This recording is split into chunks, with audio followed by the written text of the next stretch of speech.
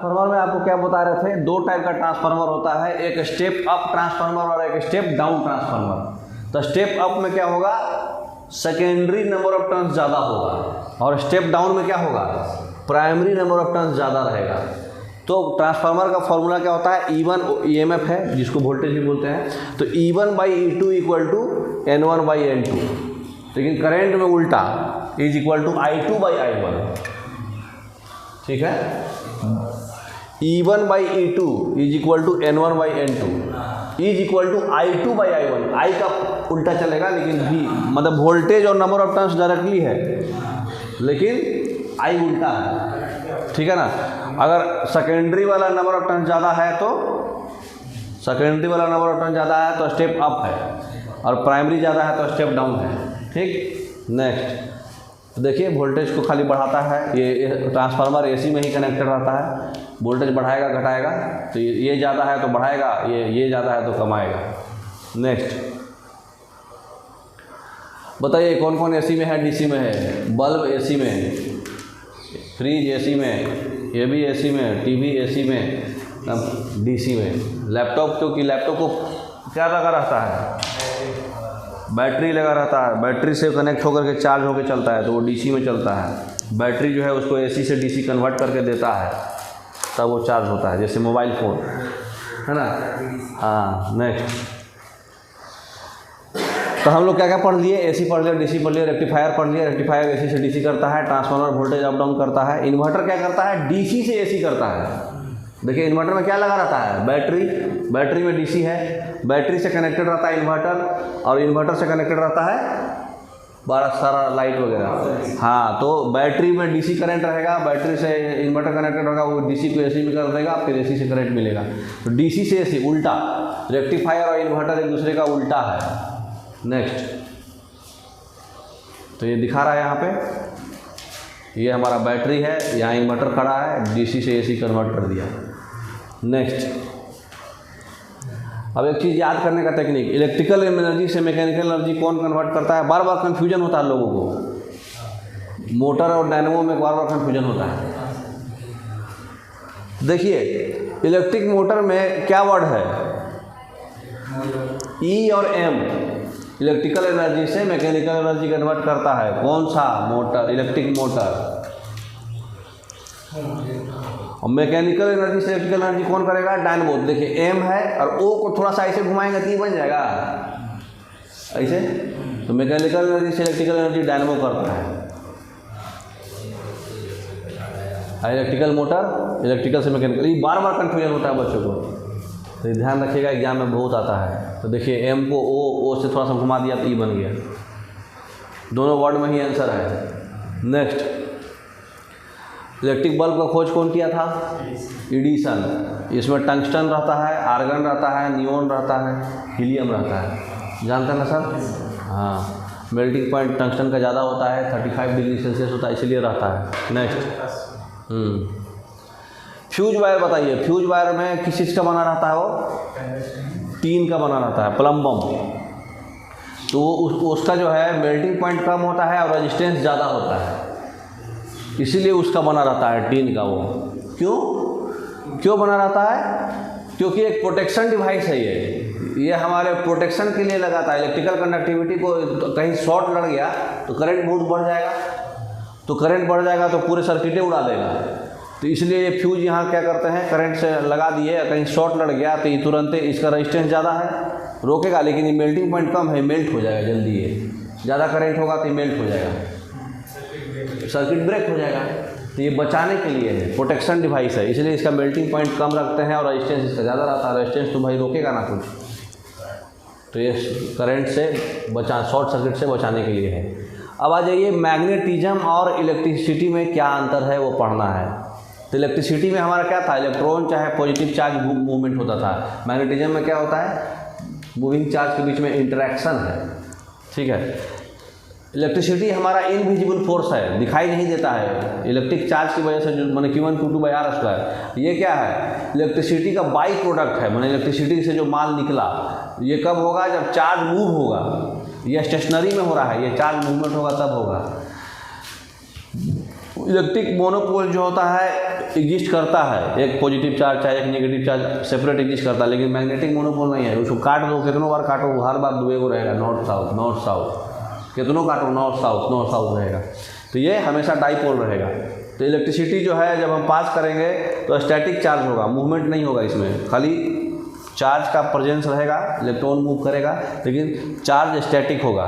लेकिन यहाँ पे क्या होगा, चार्ज का मूवमेंट होगा, मोशन होगा, ठीक है ना, मोशन होगा तभी मैग्नेटिक फील्ड इंड्यूस होगा। तो इलेक्ट्रिसिटी जब यूज करते हैं जहाँ पे लाइटिंग है, हीटिंग है, चाहे कूलिंग है, कंप्यूटर का काम है ना, जो भी अप्लायंसेज है इलेक्ट्रॉनिक का, मैग्नेट कहाँ यूज करते हैं, दरवाज़ा में, रेफ्रिजरेटर के दरवाज़ा में, फ्रिज, और फिर या फिर कोई डाटा स्टोर करना है तो कंप्यूटर में, नीडल में डायरेक्शन पता करने के लिए, है ना, कंपास नीडल में। अब आइए थोड़ा सा बढ़िया चीज़ पढ़ेंगे, अब मज़ा आएगा। बैटरी का सिंबल जानते हैं ना, एक बैट सेल का है, ऐसा 2-4 गो और लगा दिए तो बैटरी हो जाएगा। पावर सप्लाई के लिए ऐसा सिंबल है, वायर के लिए ऐसा है, करंट के लिए, बल्ब के लिए ऐसा सिंबल होता है ना। बल्ब इलेक्ट्रिकल एनर्जी से हीट लाइट में बदलता है। मोटर अभी पढ़े हम लोग, EM इलेक्ट्रिकल एनर्जी से मैकेनिकल एनर्जी करता है। बजर साउंड जो होता है ना, साउंड एनर्जी, इलेक्ट्रिक बेल वगैरह, ऐसा सिंबल रहेगा। स्विच का सर्किट को क्लोज ओपन करने के लिए ऐसा सिंबल रहता है। एग्जाम में आता है, जो इम्पोर्टेंट आता है वही बता रहे आपको, है ना। नेक्स्ट आइए, थोड़ा बड़ा कीजिए इसको, नहीं तो बच्चा लोग हैंग करेगा। देखिए, magnetic effects of current. Electromagnetism में क्या होता है कि जब कोई वायर से करंट पास हो रहा है तो मैग्नेटिक फील्ड जनरेट होगा वायर के चारों ओर, ठीक है। तो इसका समझने के लिए एक कंपास नीडल लगाया गया मैग्नेटिक फील्ड के डायरेक्शन में, मैग्नेटिक फील्ड के डायरेक्शन को समझने के लिए। तो ये क्या है, ये राइट हैंड थंब रूल लगाया गया। देखिए कैसे ऐसे मूव हो रहा है ना, क्लॉकवाइज, तो हम क्लॉकवाइज मूव करेंगे तो ये करंट किधर जा रहा है, तो ये मैग्नेटिक फील्ड के डायरेक्शन में आप अपना हाथ रखिएगा तो जो अंगूठा जिधर जाएगा वो करंट का डायरेक्शन बताएगा, अरे मैग्नेटिक फील्ड का डायरेक्शन बताएगा। राइट हैंड किधर है, करंट के डायरेक्शन में, तो ये करंट मूव कर रहा है, ठीक है। करंट को मूव करा रहे हैं कार्डबोर्ड के ऐसे, है ना, करंट कैरिंग वायर है ये, तो इसका करंट का डायरेक्शन कैसे होगा, ऐसे। ये मैग्नेटिक फील्ड, अरे मैग्नेटिक फील्ड का डायरेक्शन ये बता रहा, करंट से हमको ऐसे पता चल जा रहा है, ठीक है। तो इसमें दो चीज़ होता है, एक डॉट और एक क्रॉस। डॉट बोले तो मैग्नेटिक फील्ड बाहर की ओर है पेपर से, है ना, और क्रॉस बोले तो मैग्नेटिक फील्ड अंदर की ओर है, ठीक है। तो डॉट बताता है कि बाहर है, ये डॉट बता रहा, कैसे, देखिए ऐसे मूव किए तो ऊपर की ओर, और ये देखिए ऐसे मूव करें तो अंदर की ओर। तो उस केस में ऊपर की ओर वाले को डॉट लिखते हैं और क्रॉस वाले के लिए बाहर लिखते हैं। तो ये वाला तो बहुत आसान था, सर्किल था, घुमा दिए। और नॉर्मल वायर रहता तो कैसे करते, ऐसे वायर रहता तो कैसे करते, मैग्नेटिक फील्ड इधर और इधर कैसा होगा, किधर क्रॉस होगा किधर डॉट होगा, उसके लिए लेफ्ट हैंड पाम रूल है। पाम को क्या करेंगे, इधर है, इधर हमारा करंट कैरिंग वायर है, इधर क्या होगा, देखो तो हमारा पाम खुला कि बंद हुआ, खुला, इसका मतलब ये क्या होगा, डॉट होगा, और इधर बंद हुआ मतलब अंदर की ओर। तो लेफ्ट हैंड पाम रूल, इधर खुल गया इधर बंद हो गया, मतलब अगर करंट कैरिंग वायर सर्किल में तो पता चल जा रहा है कि अंगूठा ऊपर गया तो मतलब डॉट हुआ, अंदर ऐसे किया अंदर गया तो क्रॉस हुआ। लेकिन करंट कैरिंग वायर सीधा है तो इधर डॉट इधर क्रॉस, मतलब इधर आउट ऊपर की ओर, इधर अंदर की ओर, ठीक है ना। लेफ्ट हैंड पाम रूल से पता चलता है, इसमें नहीं दिखाया हुआ है, समझ जाइएगा, ठीक है।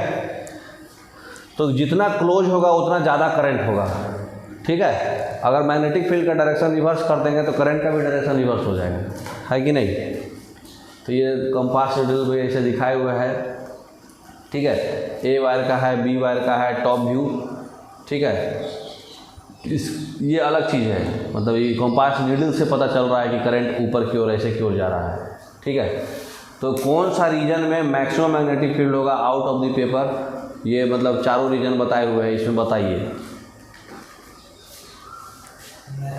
हाँ, करंट का डायरेक्शन होता है अपसाइड, हाँ,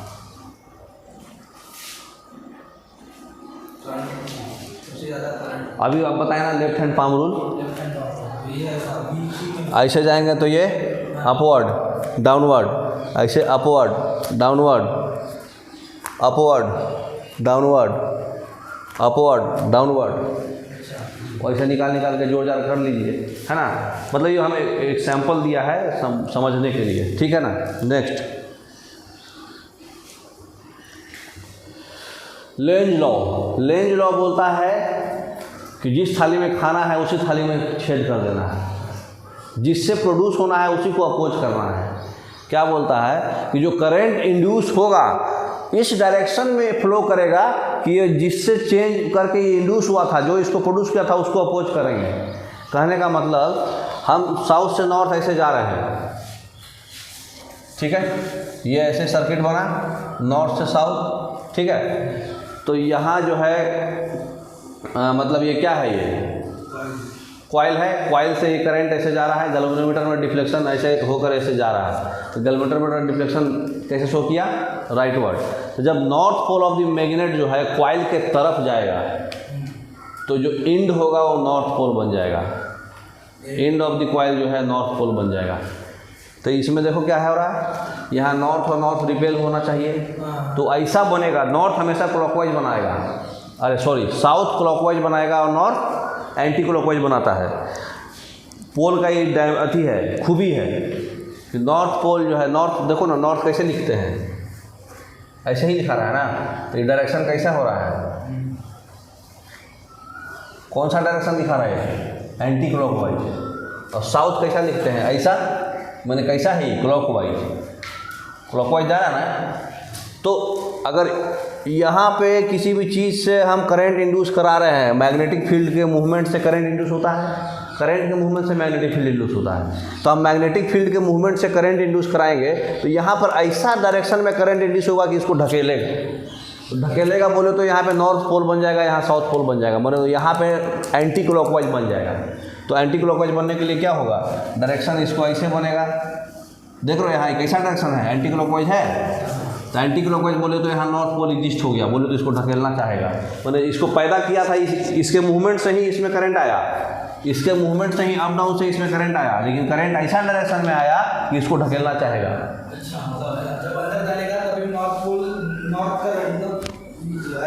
नॉर्थ नॉर्थ रिपेल होता है, तो इसलिए यहाँ नॉर्थ पोल बना बोले तो एंटी क्लॉकवाइज डायरेक्शन आया करंट का। साउथ पोल बना बोले तो क्लॉकवाइज डायरेक्शन आया। यहाँ पे गैल्वेनोमीटर राइटवर्ड क्यों डिफ्लेक्ट किया, क्योंकि हम इसको अंदर जा रहे थे, तो यहाँ नॉर्थ पोल अंदर जा रहा था, तो यहाँ हमको नॉर्थ लाना पड़ेगा ताकि बाहर भागे, ठीक है ना। तो ये कॉइल जो है रिपल्स करेगा, क्यों, क्योंकि यहाँ हमारा लेंज लॉ के अनुसार ऐसा डायरेक्शन करंट का बनेगा कि यहाँ पे एंटी क्लॉकवाइज बन के नॉर्थ पोल के जैसा बिहेव करेगा ये, ताकि इसको बाहर की ओर फेंक दे। मतलब जो इंड्यूस हुआ करंट बेटा, इसी से ये, इसके मूवमेंट से ही करंट यहाँ पैदा हुआ, लेकिन ऐसा पैदा हुआ नालायक बेटा कि इसको ढकेल देगा। उसी तरह से यहाँ है, हम दूर ले जा रहे तो ये अट्रैक्ट करना चाहेगा, तो यहाँ क्लॉकवाइज बनेगा। हाँ देखो यहाँ पे कैसा डायरेक्शन है, एंटी क्लॉकवाइज, यहाँ पे क्लॉकवाइज बनेगा। तो क्लॉकवाइज के लिए ऐसे जाएगा था ना, क्लॉकवाइज बनेगा। तो साउथ पोल क्लॉकवाइज बनता है, तो साउथ पोल यहाँ एग्जिस्ट कर जाएगा ताकि इसको अंदर लाना चाहेगा। तो लेंज लॉ यही बोलता है, ठीक है ना। तो कॉइल का ही देखो, north pole of the magnet हम दूर ले जा रहे हैं तो वहाँ साउथ पोल बन जाएगा, नज़दीक लाना चाहेगा। हम नज़दीक लाना चाह रहे हैं तो उसको ढकेलना चाहेगा, नॉर्थ पोल बन जाएगा वहाँ। तो लेंज लॉ यही बोलता है कि जिस डायरेक्शन में मूवमेंट ऑफ मैग्नेट से hamaरा करंट प्रोड्यूस हुआ, लेकिन ऐसा डायरेक्शन में प्रोड्यूस हुआ कि इसके मूवमेंट जो है अपोजिट करेगा वो, ठीक है ना। नेक्स्ट इलेक्ट्रोमैग्नेटिज्म, ये आप पढ़ चुके, V2/V1 = N2/N1, चाहे V1/V2 N1/N2, है ना। नंबर ऑफ कॉइल्स आई रखेंगे तो उल्टा हो जाएगा, क्यों, क्योंकि पावर इक्वल टू होता है VI, पावर हमेशा कांस्टेंट होता है। तो VI = VI, तो देखिए VP/VS करेंगे तो क्या हो जाएगा, IS/IP हो जाएगा ना, I का उल्टा हो जाता है। तो राइट हैंड ग्रिप रूल जानते हैं ये, अभी बताएं हम। हाँ नेक्स्ट, अब फ्लेमिंग का राइट हैंड रूल से भी हम पता कर सकते हैं। फ्लेमिंग का राइट हैंड रूल से क्या पता चलेगा हमको बताइए। सब नामे पर है, C से सेंट्रल फिंगर तो C से करंट, F से 4 फिंगर तो F से फील्ड, तो हमारा ये क्या बताएगा, फोर्स। ये फोर्स का डायरेक्शन है, मोशन चाहे फोर्स। तो थंब हमारा फोर्स का बताएगा कब हम 4 फिंगर में फील्ड रखेंगे और सेंट्रल फिंगर में करंट रखेंगे, तो तीनों 90 डिग्री पे बना के रखेंगे तो ठीक। लेफ्ट हैंड रूल बताइए, लेफ्ट हैंड रूल में क्या होता है, ये भी फोर्स का डायरेक्शन बताएगा, सी से सेंट्रल फिंगर और एफ से फील्ड, है ना, इंड्यूस। नेक्स्ट,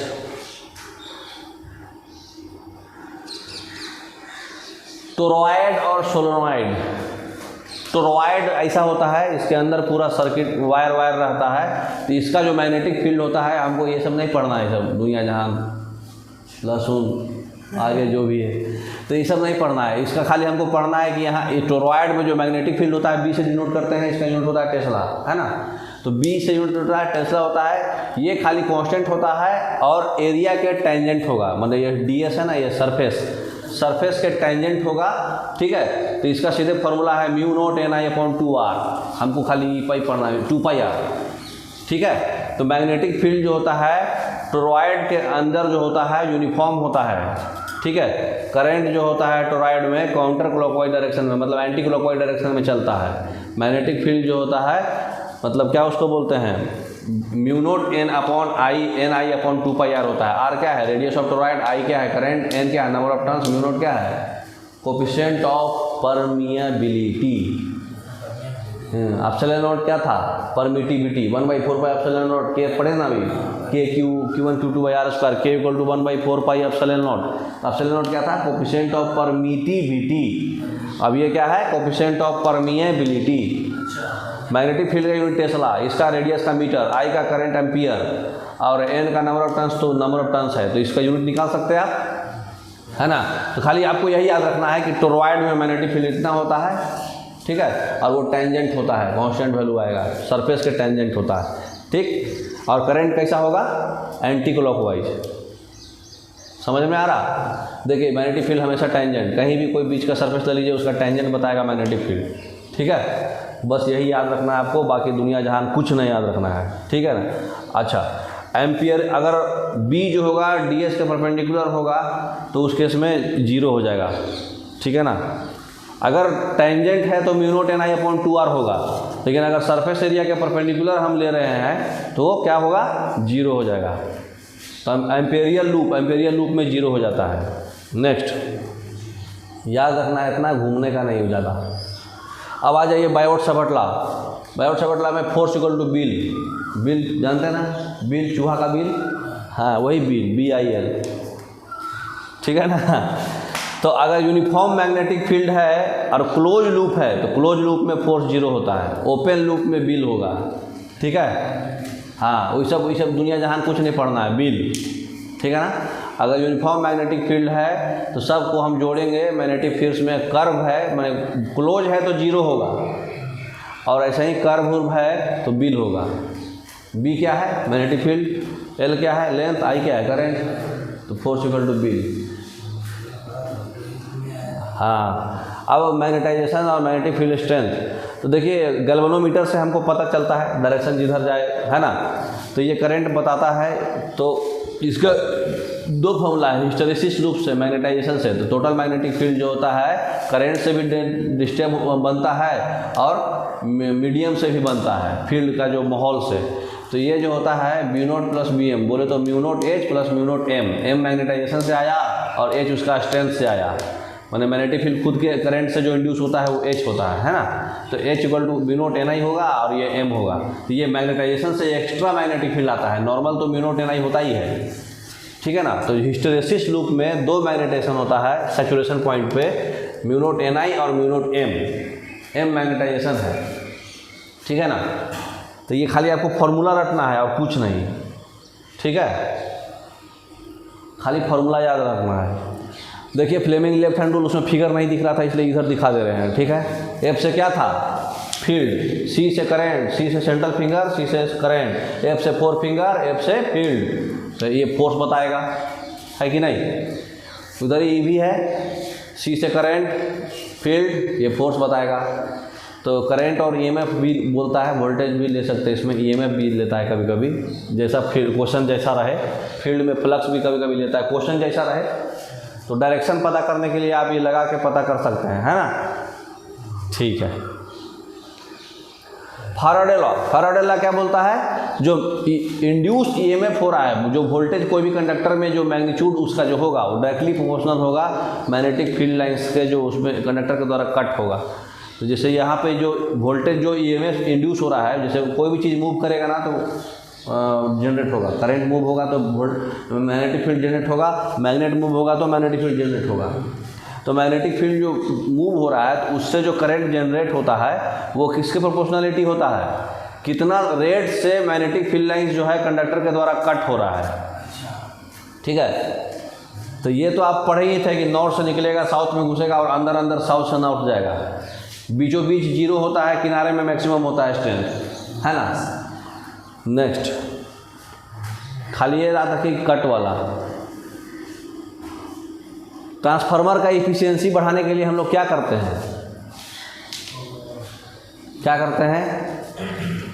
एक आइसोलेटेड कोर डाल देते हैं, अलग से एक कोर डाल देते हैं। ठीक है।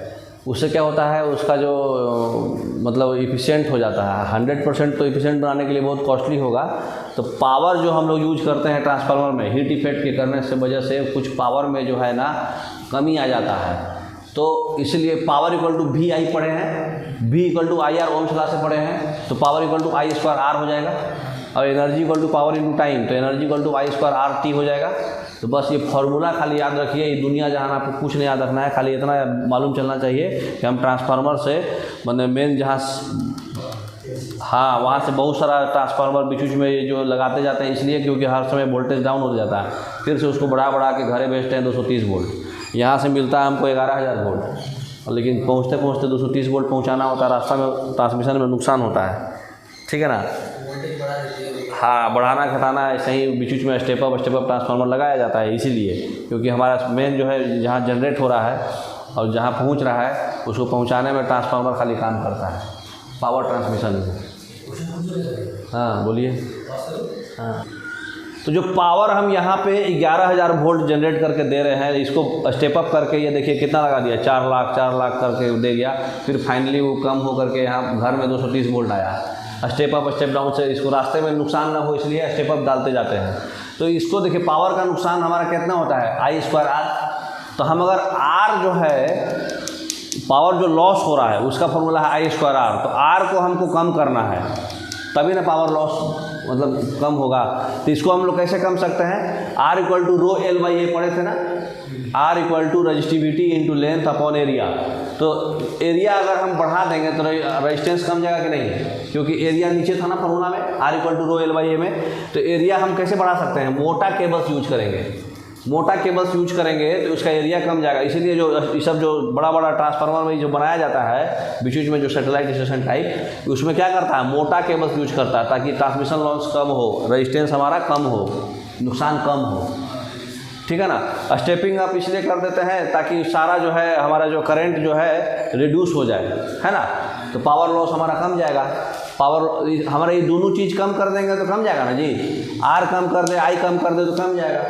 तो वोल्टेज बढ़ाएंगे तो करंट रिड्यूस हो जाएगा, क्योंकि पावर इक्वल टू वी आई होता है, वो कांस्टेंट रहता है। एक बढ़ाइएगा तो एक कमेगा ना, तो इसलिए हम वोल्टेज बढ़ाते जाते हैं और करंट हमारा कम हो जाए तो पावर लॉस हमारा कम हो जाएगा। ठीक है ना। तो हमको जो पावर भेज रहे हैं वो पावर वहाँ पहुँच जाएगा। ठीक है। तो ये सही स्टेशन से बनता है हमारा। ठीक है। नेक्स्ट, एम्पियर्स लॉ क्या बोलता है, एम्पियर्स लॉ यही बोलता है कि B equal to mu not I होता है। ठीक है। ये है क्या कि कोई अगर कंडक्टर है जिसमें करंट हो रहा है और ये सिलिंड्रिकल कंडक्टर है, तो इसमें जो करंट इंड्यूस होगा ऐसे राउंड में और magnetic field B equal to mu not I by 2 pi R पढ़े हैं ना।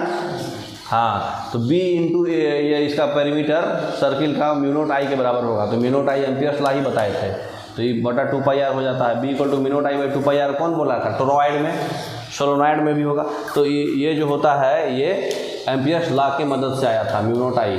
ठीक है ना। BDS म्यू नॉट आई होगा। तो करंट का देखिए यही होता है, फील्ड ऐसे घुमाते हैं तो करंट पता चल जाता है, उल्टा भी हो जाएगा। अब देखिए ये चार्ज का है अलग अलग, फोर्स बराबर बी, फोर्स बराबर क्यू वी बी, और EMF भी एक फोर्स है, वहाँ पे VBL हो रहा है, अलग अलग में अलग अलग हो रहा है। तो क्यू भी क्या था,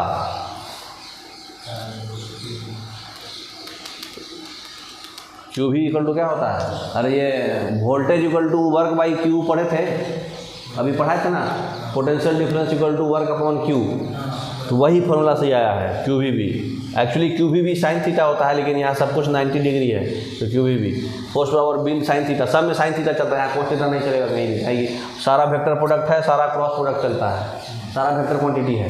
तो फोर्स बराबर बी और EMF बराबर भी FBL, अरे VBL, ठीक है ना।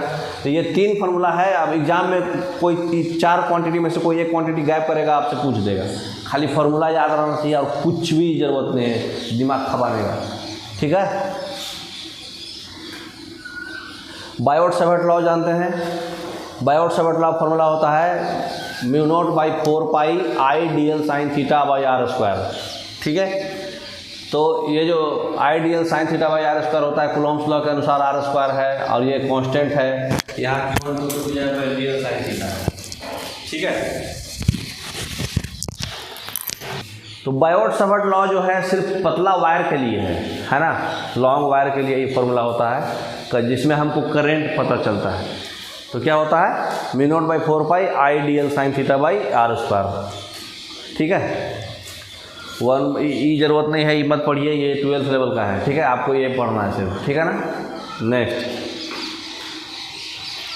फिजिक्स का फॉर्मूला पढ़े हैं, पावर बराबर V बराबर आई स्क्वायर, आई आर करेंगे तो आई स्क्वायर आर भी हो जाएगा, अगर आई बराबर V बाई आर लिखेंगे तो V स्क्वायर बाई आर भी हो जाएगा। वर्क बराबर क्या होता है, पावर इंटू टाइम एनर्जी, कि चार्ज बराबर आई इंटू टी होता है तो आई बराबर क्यू बाई टी हो जाएगा। रेजिस्टेंस V बराबर आई आर पढ़े थे ओम्स लॉ के अनुसार, तो आर बराबर V बाई आर होगा, V बराबर आई आर हो जाएगा। आर बराबर रो एल बाई ए भी पढ़े थे, लेंथ अपॉन एरिया, अब कॉन्स्टेंट आ रहा है रेजिस्टिविटी, तो रेजिस्टिविटी बराबर रो ए बाई एल हो जाएगा। और देखिए पोटेंशियल डिफरेंस बराबर क्या पढ़े थे, वर्क डन बाई चार्ज, और EMF E बाई क्यू, वहाँ पे वर्क डन जो है एनर्जी हो जाएगा, अगर EMF है तो एनर्जी बाई क्यू, ठीक है। तो ये सब फॉर्मूला बेसिक फॉर्मूला है जिसपे न्यूमेरिकल आता है छोटा छोटा।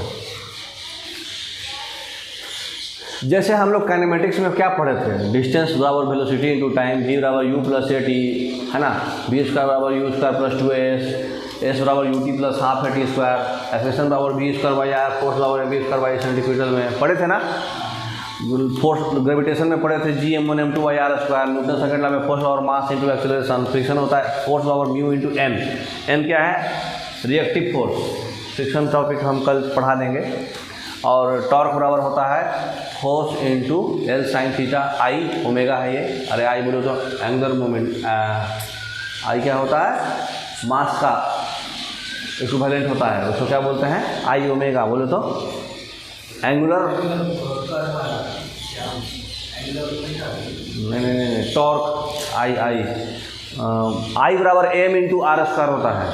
आई का टेक्निकल टर्म क्या होता है जी, अरे जो मास के इक्विवेलेंट वहाँ रहेगा एंगुलर टर्म में, एंगुलर डिस्प्लेसमेंट, थीटा जो moment of inertia, I moment of inertia, ठीक है ना। तो फोर्स बराबर kx हुक्स लॉ पढ़े थे। उसके बाद वर्क एनर्जी में हाफ mv स्क्वायर mgh, और अगर इलास्टिक एनर्जी है तो हाफ kx स्क्वायर, ठीक है। और पावर और सर्किट में पावर बराबर V बराबर आई आर, है ना। आई RMS होता है मैक्सिमम बटा √2, V RMS भी होता है मैक्सिमम बटा √2। फिर पावर बराबर वर्क बाई टाइम भी होता है, पावर बराबर फोर्स इंटू डिस्प्लेसमेंट भी होता है, अगर डायरेक्शन थीटा रहा तो साथ में कॉस थीटा रहेगा। पावर बराबर मोमेंटम बराबर m इंटू v होता है, और कंजर्वेशन रहता है मोमेंटम, पहला वाला दूसरा वाला और बाद वाला भी कंजर्व रहता है ना। फिर कैपेसिटेंस में जो होता है, सीरीज में रजिस्टेंस से उल्टा, सीरीज में रजिस्टेंस चुपचाप जोड़ देंगे, लेकिन पैरेलल में रहता है तो 1/1 करना पड़ता है, इसका उल्टा चलेगा कैपेसिटेंस, ठीक है ना।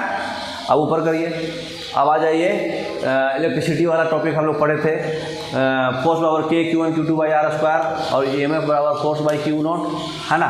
इलेक्ट्रिक फील्ड बराबर फोर्स बाई फोर्स बराबर QE भी होता है ना। तो QE बराबर इसी को सॉल्व करा है, इन दोनों को कोरिलेट करके ये फॉर्मूला आ जाएगा kq by R square. Voltage बराबर क्या हो जाएगा, वोल्टेज बराबर वर्क डन बाई चार्ज, अभी पढ़े चेंज इन पोटेंशियल एनर्जी भी इसको लिख सकते हैं बंधन को।